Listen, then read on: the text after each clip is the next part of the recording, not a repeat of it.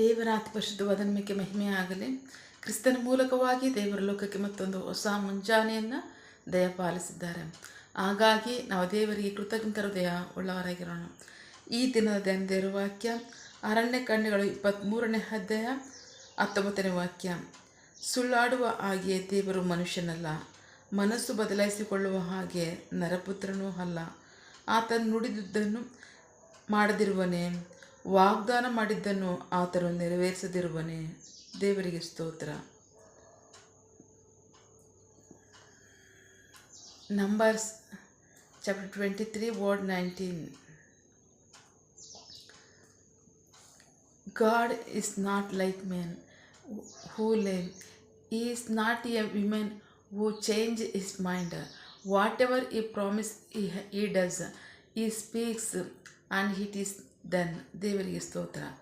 ನಾವು ವಾಕ್ಯವಾಗಿ ನೋಡ್ತಾ ಇದ್ದೀವಿ. ಪ್ರೀತಿ ದೇವ್ರ ಮಕ್ಕಳೇ, ಸುಳ್ಳು ಹಾಡುವ ಹಾಗೆ ದೇವರು ಮನುಷ್ಯನಲ್ಲ, ಮಾತು ಬದಲಾಯಿಸಿಕೊಳ್ಳುವ ಹಾಗೆ ನರಪುತ್ರನೂ ಅಲ್ಲ.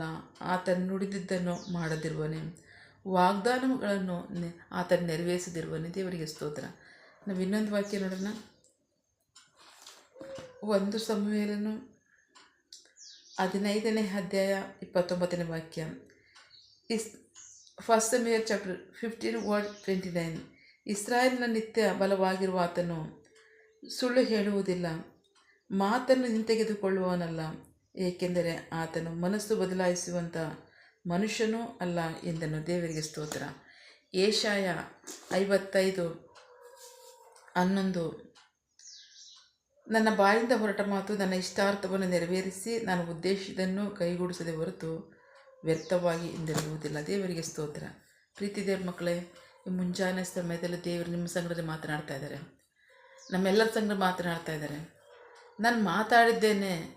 ನಮಗೆ ಗೊತ್ತಲ್ವಾ, ಆದಿಕಾಂಡ 1ನೇ ಅಧ್ಯಾಯದಲ್ಲಿ ದೇವರು 1ನೇ ವಾಕ್ಯದಿಂದ ಶುರು ಮಾಡಿದ್ದಾರೆ. ಆದಿಯಲ್ಲಿ ದೇವರು ಆಕಾಶವನ್ನು ಭೂಮಿಯನ್ನು ಉಂಟು ಮಾಡಿದರು. ದೇವರಿಗೆ ಸ್ತೋತ್ರ. ಆದಿಯಲ್ಲಿ ಯಾರೂ ಇರಲಿಲ್ಲ. ಆದಿಯಲ್ಲಿ ಅಂದರೆ ಅವರೊಬ್ಬರೇ ಇದ್ದರು. ಆದಿ. ಸೊ ಆಗ ಅವರೊಬ್ಬರನ್ನ ಕುರಿತಾಗಿ ಹೇಳ್ತಿದೆಯಲ್ಲ, ಅವರೊಬ್ಬರೇ ಇದ್ದರು. ದೇವರು ಆಕಾಶವನ್ನು ಭೂಮಿಯನ್ನು ಉಂಟು ಮಾಡಿದರು. ಭೂಮಿ ನಿರಾಕಾರವಾಗಿ ಬರಿದಾಗಿ ಇತ್ತು. ಸಾಗರದ ಮೇಲೆ ಕತ್ತಲೆ ಕವಿದಿತ್ತು. ದೇವರ ಆತ್ಮನ ನೀರಿನ ಮೇಲೆ ಚಲಿಸ್ತಿದ್ದನು. ದೇವರು ಬೆಳಕಾಗಲಿ ಅಂದರೆ ಬೆಳಕಾಯಿತು. ದೇವರಿಗೆ ಸ್ತೋತ್ರ. ಹಾಗೆ ಕತ್ತಲೆಯಿಂದ ಬೆಳಕನ್ನು ಬೇರ್ಪಡಿಸಿದರು. ಸೊ ಹೀಗೆ ಹೇಳ್ಬೇಕಾದ್ರೆ ವಾಕ್ಯ ಭಾಗದಲ್ಲಿ ಅವರು ಒಬ್ಬರಿದ್ದರು, ಅವರು ಉಂಟು ಮಾಡಿದ್ರು, ಅವ್ರು ಹೇಳಿದ್ರು, ಅದು ನಡೀತು.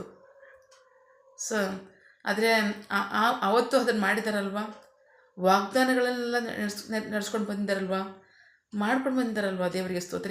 ಇವತ್ತು ನಿಮಗೆ ಹೇಳ್ತಾ ಇದ್ದಾರೆ. ನೀವು ಅಂದ್ಕೋಬೋದು, ದೇವರು ಮಾತಾಡಿದ್ದಾರೆ, ಅದು ಹಾಗೆ ಆಗ್ಬಿಡುತ್ತಾ, ನಮ್ಮ ಪರಿಸ್ಥಿತಿಗಳನ್ನ ಬದಲಾಯಿಸ್ಲಿಕ್ಕೆ ಸಾಧ್ಯನಾ, ನಮ್ಮ ಪರಿಸ್ಥಿತಿ ಏನು, ನಮ್ಮ ಕಷ್ಟ ಏನು, ಹೀಗೆ ನಮ್ಮ ಸ್ಥಿತಿ ಏನು ಅಂತ ಚಿಂತೆ ಮಾಡ್ತಾ ಇದ್ದೀರಾ. ದೇವರು ಹೇಳ್ತಾ ಇದ್ದಾರೆ, ವಾಗ್ದಾನಗಳೆಲ್ಲವೂ ಸಹ ನೆರವೇರುವಂಥದ್ದೇ. ನಾನು ಮಾತಾಡಿದ್ದೇನೆ, ಅದು ಸುಳ್ಳು ಅಲ್ಲ. ಅಷ್ಟು ಮಾತ್ರ ನಾನು ಮಾತು ಬದಲಾಯಿಸ್ಕೊಳ್ಳಲ್ಲ. ನಾನು ನುಡಿದಿದ್ದೇನೆ, ಅದು ನೆರವೇರುತ್ತೆ ಅಂತ ಹೇಳ್ತಾರೆ. ದೇವರಿಗೆ ಸ್ತೋತ್ರ. ಯೆಶಾಯ ಪ್ರವಾದಿ ಪುಸ್ತಕದಲ್ಲಿ ಇನ್ನೊಂದು ಹೇಳ್ತಾ ಇದ್ದಾರೆ, ಹಳೆಯದೆಲ್ಲವೂ ನೆರವೇರಿವೆ, ಈಗ ಹೊಸ ಕಾರ್ಯವನ್ನು ಮಾಡ್ತೀನಿ, ಅದು ಈಗಲೇ ಅದು ತಲೆದೂರುವಂಥದ್ದಾಗಿದೆ. ದೇವರಿಗೆ ಸ್ತೋತ್ರ. ಬಹಳ ಪ್ರಮುಖವಾಗಿ ಯೇಸು ಕ್ರಿಸ್ತರ ಬರೋಣದ ಹೊರಕೆ ಮಾಡಿದಂಥ ವಾಗ್ದಾನಗಳೆಲ್ಲ ಅದು ತಡ ಆಗಿದೆ, ಅಷ್ಟೇ ತಡ ಆಗಿದೆ. ಬಟ್ ನೆರವೇರಿದೆ, ಅದಕ್ಕೆ ನಮಗೆ ಖಚಿತವಾಗಿ ಸಾಕ್ಷಿ ಇದೆ. ಬಟ್ ಅವರು ಈಗೇನು ಹೇಳ್ತಾರೆ ಅಂತಂದರೆ, ಈಗ ನಾನು ಏನು ಹೇಳ್ತೀನಿ ಅದು ತಡ ಆಗಲ್ಲ, ಶೀಘ್ರವಾಗಿ ನೆರವೇರುತ್ತೆ ಅಂತ ಹೇಳ್ತಾರೆ. ದೇವರಿಗೆ ಸ್ತೋತ್ರ. ಸೊ ಹಾಗಾಗಿ ಪ್ರೀತಿ ದೇವ್ರ ಮಕ್ಕಳೇ, ದೇವರ ವಾಕ್ಯಗಳು ನೆರವೇರುವಂಥದ್ದಾಗಿದೆ. ನನ್ನ ಬಾಯಿಂದ ಹೊರಟ ಮಾತು ನನ್ನ ಇಷ್ಟಾರ್ಥವನ್ನು ಪೂರೈಸಿ ನನ್ನ ಉದ್ದೇಶವನ್ನು ಕೈಗೂಡಿಸಿದೆ ಹೊರತು ವ್ಯರ್ಥವಾಗಿ ನನ್ನ ಬೆಳಗ್ಗೆ ಹಿಂದಿರುಗುವುದಿಲ್ಲ. ದೇವರಿಗೆ ಸ್ತೋತ್ರ. ಅವ್ರು ನುಡಿದಿದ್ದಾರಲ್ಲ, ಒಂದಾದ್ರೂ ಬಿದ್ದೋಗುತ್ತಾ ಇಲ್ಲ. ಹೇಗೆ ಮಳೆಯು ಬಿದ್ದು, ಆಕಾಶದಿಂದ ಮಳೆ ಬಿದ್ದು ಅದು ಬಿತ್ತುವವರಿಗೆ ಬೀಜವನ್ನು, ಉಣ್ಣುವವರಿಗೆ ಆಹಾರವನ್ನು ಕೊಡದೆ ಅದು ವ್ಯರ್ಥವಾಗಿ ಹಿಂದಿರುಗಿ ಬರಲ್ವೋ, ಹಾಗೆ ಅಂತ ಒಂದು ಉದಾಹರಣೆ ಕೊಟ್ಟಿದ್ದಾರೆ ಯೆಶಾಯ 55. ದೇವರಿಗೆ ಸ್ತೋತ್ರ. ಸೊ ಹಾಗಾಗಿ ದೇವರು ಮಾಡ್ತಕ್ಕಂಥ ಪ್ರಕೃತಿ ಕಾರ್ಯಗಳು ನೆರವೇರ್ತಾ ಇದೆಯಲ್ಲ, ನಮ್ಮ ಜೀವಿತಗಳಲ್ಲಿ ನೆರವೇರುತ್ತೆ. ಅದು ನೆರವೇರಿದೆ ಹಿಂದೆ ಎಲ್ಲರಿಗೂ ಜೀವಿತದಲ್ಲಿ ಮಾಡಿರ್ತಕ್ಕಂಥ ವಾಗ್ದಾನಗಳು ನಮ್ಮ ಜೀವಿತಗಳು ನೆರವೇರುವಂಥದ್ದಾಗಿದೆ. ಸೊ ಹಾಗಾಗಿ ನಂಬಿಕೆ ಮಾತ್ರ ಇರಲಿ. ದೇವರಿಗೆ ಸ್ತೋತ್ರ. ಯೇಸು ಕ್ರಿಸ್ತರು ಅಂಜಬೇಡ, ನಂಬಿಕೆ ಮಾತ್ರ ಇರಲಿ. ಎಷ್ಟು ದೊಡ್ಡ ದೊಡ್ಡ ಕಾರ್ಯಗಳು ಮಾಡಿದ್ರು ಅವರು ಅದನ್ನು ಹೇಳಿ, ಹೌದು ನಿಮ್ಮ ಜೀವಿತಗಳಲ್ಲಿ ಮಾಡ್ತಾರೆ. ನೀವು ಚಿಂತೆ ಮಾಡಬೇಕಾಗಿಲ್ಲ. ನಿಮ್ಗೆ ಇರ್ತಕ್ಕಂಥ ಪರಿಸ್ಥಿತಿ ಏನು, ಸಾಲ, ಕಷ್ಟಗಳು, ಬಾಧೆ, ಕೊರತೆ, ಬಲಹೀನತೆ, ಏನಿರ್ಬೋದು ನಿಮ್ಮ ಜೀವಿತದಲ್ಲಿ ಈ ಮುಂಜಾನೆ ಸಮಯದಲ್ಲಿ ಕರ್ತನೆ ಹೇಳ್ತಾ ಇದ್ದೇನೆ, ನಿಶ್ಚಯವಾಗಿ ನನ್ನ ವಾಗ್ದಾನಗಳು ನೆರವೇರುವಂಥದ್ದಾಗಿದೆ, ನನ್ನ ಮಾತುಗಳು ನೆರವೇರುವಂಥದ್ದಾಗಿದೆ. ನೀವು ಚಿಂತೆ ಮಾಡಬೇಕಾಗಿಲ್ಲ, ಭಯಪಡಬೇಕಾಗಿಲ್ಲ, ಹೆದರಬೇಕಾಗಿಲ್ಲ, ಅಂಜಬೇಕಾಗಿಲ್ಲ. ನಂಬಿಕೆ ಮಾತ್ರ ಇರಲಿ, ಎಲ್ಲಿ ನನ್ನಲ್ಲಿ ನಂಬಿಕೆ ಇರಲಿ. ನಿಮ್ಮ ಜೀವಿತದಲ್ಲಿ ಈ ಪರಿಸ್ಥಿತಿಗಳನ್ನ ನಾನು ಬದಲಾಯಿಸ್ತೀನಿ ಅನ್ನೋ ನಂಬಿಕೆ ನಿಮಗಿರಲಿ. ನಾನು ಖಂಡಿತವಾಗ್ಲೂ ಈಗಲೇ ಬದಲಾಯಿಸ್ತೀನಿ ಅಂತ ಹೇಳ್ತಾರೆ. ದೇವರಿಗೆ ಸ್ತೋತ್ರ. ಏಕೆಂದರೆ ಈಗ ಮಾಡ್ತಕ್ಕಂಥ ವಾಗ್ದಾನಗಳೆಲ್ಲ ಶೀಘ್ರವಾಗಿ ನೆರವೇರುವಂಥದ್ದಾಗಿದೆ. ದೇವರಿಗೆ ಸ್ತೋತ್ರ. ಸೊ ಹಾಗಾಗಿ ಪರಿಸ್ಥಿತಿಗಳು ಮಾತ್ರ ನೋಡಬೇಡ್ರಿ, ದೇವರ ಮಾತ್ರ ನಂಬಿ. ದೇವರು ನಿಮ್ಮ ಜೀವಿತಗಳಲ್ಲಿ ಕಾರ್ಯಗಳನ್ನ ಬದಲಾಯಿಸುವವರಾಗಿದ್ದಾರೆ. ಆಮೇನ್. ಸಹಾಯ ತರುವವರಾಗಿದ್ದಾರೆ. ಆಮೇನ್. ಪ್ರಾರ್ಥಿಸಿಕೊಳ್ಳೋಣ. ಸಕಲ ಸೃಷ್ಟಿಕರ್ತನೆ, ಸರ್ವಾಧಿಕಾರಿಯ ಸಾರ್ವಭೌಮನೆ, ಉನ್ನತನೇ, ಮಹೋನ್ನತನೇ, ಮಹಾಪರಿಶುದ್ಧನೇ, ಪ್ರೀತಿ ಸ್ವರೂಪನೇ, ನೀತಿವಂತನೇ, ಅಧಿಪತಿಯೇ, ಸೇನಾಧೀಶ್ವರನೇ, ಇರುವಾತನೇ, ಸರ್ವವ್ಯಾಪಿ ಸಪ. ಇದನ್ನ ವಾಕ್ಯಗಳ ಮೂಲಕವಾಗಿ ನಿಮ್ಮ ಸಂಗಡ ಮಾತಾಡಿದಂತಹ ನಿಮ್ಮ ಪ್ರೀತಿಗಾಗಿ, ನಂಬಿಗಸ್ತಿಗೆ ನಿಮಗೆ ಸ್ತೋತ್ರ. ಕರ್ತನೆ, ನೀವು ಮುಂಜಾನೆ ಸಮಯದಲ್ಲಿ ನಮ್ಮ ಸಂಗಡ ಮಾತನಾಡ್ತಾ ಇದ್ದೀರಾ.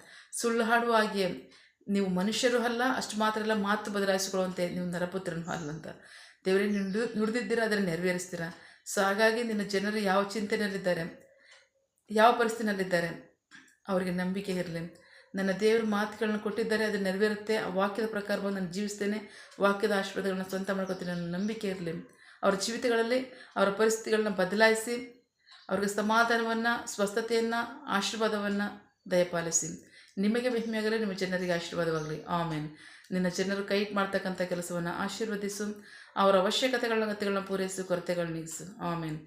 ಯಾವ ಕಾರ್ಯದಲ್ಲಿ ಅವರು ನಿರೀಕ್ಷೆ ಉಳ್ಳವರಾಗಿದ್ದಾರೆ, ಆ ಕಾರ್ಯದಲ್ಲಿ ತಕ್ಕ ಸಮಯದಲ್ಲಿ ನಿಮ್ಮ ಚಿತ್ತಾನುಸಾರವಾಗಿ ಅವ್ರದ್ದು ಹೊಂದ್ಕೊಳ್ಳಿ. ಆಮೇನ್. ನೀವು ಹಾಗೆ ಮಾಡೋ ಪ್ರೀತಿಗಾಗಿ, ನಂಬಿಗಸ್ತಿಗೆ ನಿಮಗೆ ಸ್ತೋತ್ರ. ನಮ್ಮ ಪ್ರಾರ್ಥನೆ ನೀವು ಕೇಳಿದ್ದೀರಾ, ಅದರಂತೆ ನಡೆಸ್ತೀರಾ, ಅದಕ್ಕಾಗಿ ಸ್ತೋತ್ರ. ನಮ್ಮ ಪ್ರಾರ್ಥನೆಯನ್ನು ನಮ್ಮ ರಕ್ಷಕನಾದಂಥ ಯೇಸು ಕ್ರಿಸ್ತರ ಅತಿ ಪರಿಶುದ್ಧವಾದ ನಮ್ಮದಲ್ಲಿ ಪ್ರಾರ್ಥಿಸಿ ನಿಮ್ಮ ಪಾದಗಳು ಸಲ್ಲಿಸಿ ನಾವು ಬೇಡುವಂತಿದ್ದೇವೆ, ನಮ್ಮ ಜೀವನ ತಂದೆ. ಆಮೇನ್. God bless you all. ದೇವರು ತಾನೇ ಇದರ ವಾಕ್ಯಗಳ ಮೂಲಕವಾಗಿ ನಮ್ಮ ಸಂಗ ಮಾತನಾಡಿದ್ದಾರೆ, ನಮ್ಮನ್ನು ಆಶೀರ್ವದಿಸಿದ್ದಾರೆ. ಆಮೇನ್. All the best.